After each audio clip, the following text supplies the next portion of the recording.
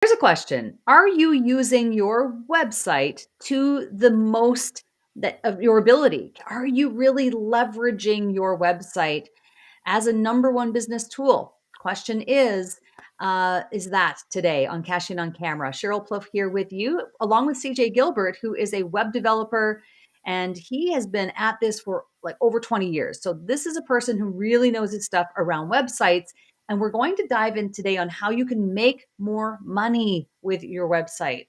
CJ, so great to have you here. This is an important topic, and so many resources, so much time, so much energy and effort is put into the website. And sometimes people aren't really aware of the fundamentals. Why is it that the website is this elusive thing that sometimes takes people years and years to bring together? Absolutely. Sheryl, thank you for having me on the program today. I'm excited to be here and talk to your community because I'm passionate about websites. I've been a website developer for over 25 years and I've had my own company since 2006. And what I learned really early on is that I recognized most business owners know they need a website, but they didn't know really what to do with it. And working through that process and working with different companies and people led me to start writing down some of my thoughts. And that eventually led me to writing my book, Five Golden Keys to Sharpen Your Website. And that led me to becoming an author and a speaker and a teacher. So not only, here we are today, not only am I helping people still by building their websites and maintaining their websites, but I also have the privilege and pleasure of speaking to people through this format all over the world about what they can do with their website. So my number one takeaway that I have for you today is this phrase: your website is the only thing you can fully own and control online. Your website is the only thing you can fully own and control online. And that's one of the reasons I'm so passionate about it. And I'm here on a mission to teach business owners to think of their website like a tool for their business. And if you think of it that way, that will lead you to all the ways you can use it to enhance your business. And I believe in three key areas, and we're gonna pop into some of those areas today. Okay, awesome. I love that because your website should be leading to more money, and maybe there are some steps in between, from people landing on your website to when they actually become a client. Yes, Would you say that, more often than not, the transaction's not happening on the first visit that someone makes to your website? And I think that's a correct. fundamental thing we have to understand. So Yes. knowing that strategy, which is something that you focus so heavily on in addition to actually building websites, but Mhm. it's the strategy behind it that is so crucial. It's like, so walk us through what are the fundamental things that we need to really understand about, is it layout? Is it the color? Is it design? Is it all of those things? It is. It is all of those things, and we'll touch on some specifics today. But let me begin by saying that what I see is the three fundamental pieces, what I call your three pillars of a successful website, and those are your search, your sales, and your service. Mhm. So I'll highlight for you the first one, the search. This was covered really well by one of your guests a few weeks ago, Gordon, who talked all about Mhm. SEO. And I was so excited to watch that episode because I agreed with everything he said. And if you haven't seen it, folks, go back and watch or listen to that episode with Gordon. I'm not thinking of his last name right now. Maybe you can fill it in for me. Yeah, yes, I'll find it for you. You'll find it. He talked all about SEO and what you need to do on your website and off of your website to influence it. So check that episode out. It's full of golden nuggets, and it really is one of the first steps in getting people to your website in the first place. Once they're there, then we can focus on two other aspects: your sales and your customer service. I think today we're going to spend most of our time talking about sales because it seems like for most people, this is their number one goal for their website. Yeah. And I always encourage everyone, when you're thinking of your website, in fact, when you're thinking about anything involving your business and your marketing, you should begin with these two questions. Number one, what are my goals? What are Mhm. my goals for my website, for my marketing, for my videos, for my email marketing? Both from the perspective of, for me as a business owner, as well as for my customer, for my client. And that leads us right to that second most important question: who is your client? Who is your Mhm. ideal client? And I encourage people to think about that and be specific as possible and create that kind of ideal client profile or avatar so you know exactly to whom you're speaking. CJ, question. If, and this happens a lot in the early stages, right? When Mhm, someone's building a business, mhm. they don't necessarily have 100% clarity yet on who that ideal client is. Certainly. They have some idea, but that's like a process I think that happens over the course of time. Well, at least my belief is that as you're, and again, speaking as a content creator, Mhm. that over time, as you create content, you're going live, you're doing videos or whatever, and you're kind of discovering that over the course of time. Sure. What if that's true? Does that prevent you from being able to do all you can on your website if you don't have that 100% clarity about the No, ideal client? great question. I would say not at all. In fact, another reason why I think a website is such an important, valuable tool, and that is it can grow and develop just like your business is going to grow and develop. You don't know from day one of opening your business everything you're going to do in that lifetime of your business or your career, who you're serving, the services you're offering, the products you're developing. That stuff also ebbs and flows and grows and develops, and you find yourself leaning more to one side or another, or the services you're offering. Just know that your website is a fluid, living, growing thing that can absolutely grow and change as your business grows and changes. I think one of the mistakes that people make is they think of a website in terms of a brochure almost.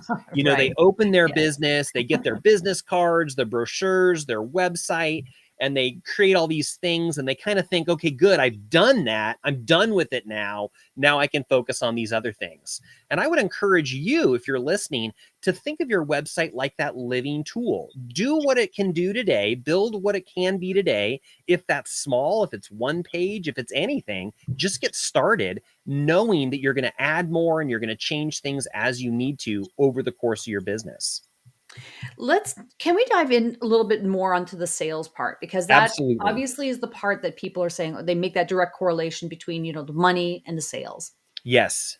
Okay. So when you are designing, building a website, what is what is the direction that you more often than not take when you're guiding someone on how we're going to build this out? Is it Mhm. got to have the big button on the top right? Is it that clear messages at the header? Is it above the fold? Like, what are the parameters? And is it always consistently the same for everyone? Or is it more a case by case basis, depending on the niche, depending on the industry, depending on the person? Sure, all of those things are true. And I would like to begin by referencing something you said a few minutes ago about not everyone who comes to your website for the very first time is going to buy anything. And I think one of the greatest things we can recognize is that anybody's sales process has multiple steps. One of the people I study and learn from is Eric Lofholm. He's a sales master, and he teaches us about something called staged selling. The idea that there are multiple stages in every relationship and in every sales process with that customer. It's all about the customer's journey. And I'll refer to that a lot. I'll always come back uh, to reminding people that their website is really about their customer, their client, and it's really for them. So when you think of it in those terms and you recognize that your own sales process has multiple steps, that helps you in deciding what do you need to do? What do you need to add? Because your website can actually assist you in each one of those steps.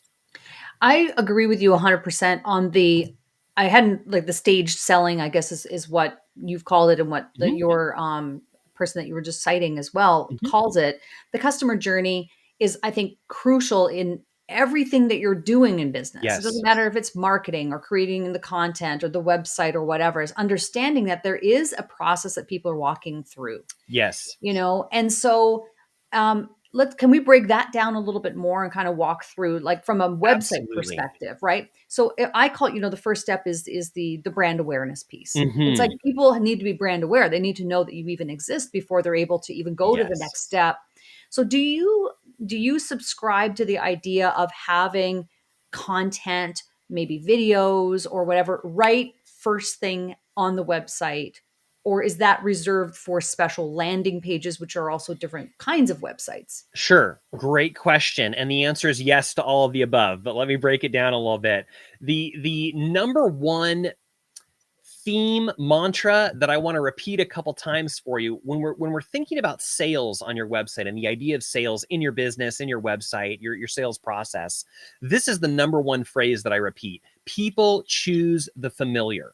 People choose the familiar. So the very first time someone comes to your website, they may not know who you are. They may not have any idea about what you're doing.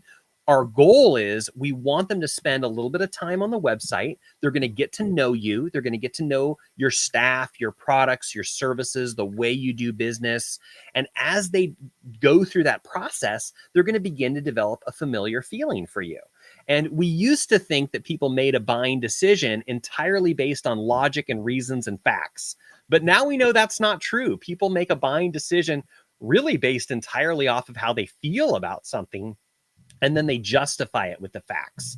On your website, we can do both. Let them get to know you on a personal level. Let them begin to develop that familiar feeling, and also give them those facts and figures and information that they need to have. And they'll put all of that together, and they'll rely pretty heavily on the way they feel about you, and hopefully they'll choose to do business with you. And I believe the number one way that you can do that is with video. There's something really special about video. You can see people, you can hear people, you can really get a taste of their personality, pick up some of their energy and their passion, and all of that feeds in and ties in to them choosing to do business with you.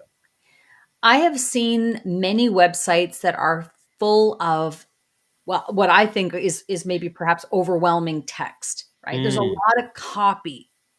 And copy is great because it does help you to understand better, whatever page you happen to be on, or if it's just a kind of an yeah. introduction of what it is that you do. You have to have good copy. What Mhm. is your take on copy? How much is too much? I've seen a lot of websites where you're trying to fish through and you don't really know where it's trying to guide you. Like you Yeah. feel a bit lost when you're in a website where it has overwhelming amounts of copy. Absolutely. That's a phenomenal question. And I think it presents another excellent opportunity. So, what I'd like to point out is that when we're talking about your website, we're essentially trying to serve two masters at once, because we're always serving our human user, our actual visitor that's coming to the website to get to know us. But also, we're kind of serving that machine that is Google and the other search engines. So, we want to do both, but we also want to cater it to the way that humans behave and act. And we Right. know that if we give people too much information or too many choices right off the bat, they'll shut down and they'll take no action at all. So we can actually do both at the same time by recognizing that your website naturally, organically will have a kind of hierarchy to it. So think of this as a basic website. You've got your home page, your about page, your services page, and you've got your services listed on your services page. And ideally, you have a page on each one of your services individually.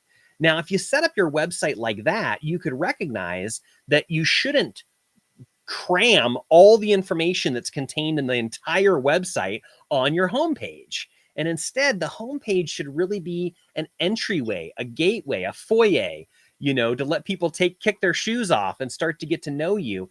It doesn't need to be heavy with words. It can just show people, what do you want to learn next? Do you want to learn about our services? Do you want to learn more about me or about the staff? And you're giving people a couple options that they can take action on. They'll decide by clicking, I want to learn more about your services, or I want to learn more about this service. And then they'll go deeper into those deeper pages. And that's where a lot of the information needs to live, is on those deeper pages. What do you think about interactive video? Like interactive video, which is really taking off, where Mhm, someone lands on a website and you have maybe a bit of text, but there's mhm, really two, let's say, two options. Like, are mhm. you interested in this or are you interested in that? And then the video is forcing that person to make a decision. It's interactive, and then it's really parsing out the audience based on whatever their decision. Do you like interactive video? Do you think that that's something worth looking at? Yeah, absolutely. That's really interesting. Yeah, give people just a snippet, a little explanation of, welcome to the site. Here's what you can expect. You may choose this option or that option, depending on Okay. what's good for you. Yeah, I love that. Absolutely. What do you think, CJ, is the amount of time, and maybe there's no definitive answer to this, Because I've seen people who spend, in my estimation, too much time, right, on the development of the website. It takes too Mm. long. So, like, is there any kind of hard and fast rule around that? In other words, it's like, listen, it shouldn't take you more than 4 months to do. Do you have any kind of time frames around what is an allowable amount of time to get a website done with your help, let's say, Hmm. versus if it goes over this time frame, you're spending too much time on it? Sure, absolutely. And I'll tell you the general answers, and I'll tell you some horror stories at the same time. Okay. And Uh-oh, my horror stories are coming. my typical answer is faster is better. Yes. Faster is better, because the sooner you can get something out in public, the sooner it can start working for you, it can start working with the search engines, and it can start working with your clients. So even if all you could do is put up a one-page landing page or website today, or within your first week or your first 2 weeks, and then take a couple months to develop out that bigger site, you do that. I would rather that people put up something small immediately and then add to it every week for the next couple months than not do anything publicly for 3 months trying to build that perfect website and then launch it all at once. This is actually going to help you in a number of ways. Google loves to see your website changing and growing. So Really? it is actually It more it actually can beneficial. recognize that your website is Absolutely. growing and changing over time? Absolutely, yes. Google it's a Hmm. machine. It's a we call it a spider, is the word that we've taken Oh, on, I've because heard it that. it crawls the web and it just memorizes everything it comes across. Google loves to see a website grow. So if you put up that one-page site today, it'll see that and it'll begin to recognize that. I think Gordon even mentioned this word of authority. It's a big deal how long your website's been around. And the sooner you can put something up on your domain name, you're beginning to grow your authority.